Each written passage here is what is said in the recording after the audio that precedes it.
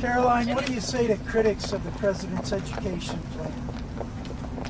Where was their criticism of our nation's failing test scores for the last several decades? The Department of Education was founded in the 1970s, and since then we have spent more than $3 trillion at this federal bureaucracy. What has been the return on that investment for the American taxpayer? Levels that are less than ideal, less than proficient.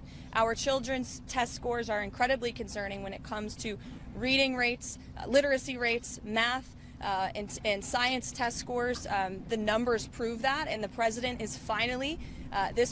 is finally taking much needed action to return education to where it belongs, and that's to educators closest to students in their classrooms in their respective states. We're going to have a great event here later at 4 o'clock. There will be students here, teachers here, parents here, educators, and of course governors from around the country who are very excited about taking on this responsibility to educate our nation's students. Who's going to run federal student loans?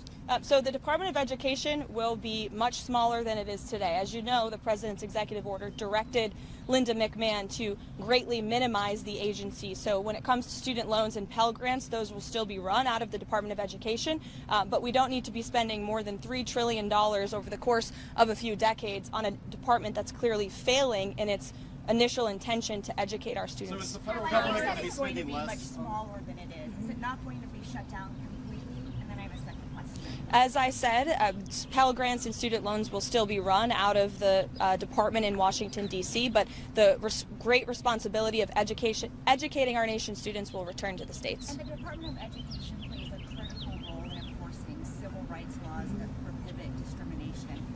Who's going to do that now? Any critical functions of the department, such as that, will remain. But again, we're greatly reducing the scale and the size of this department. What about federal Title I funding and special education funding? Is that still good? Same answer.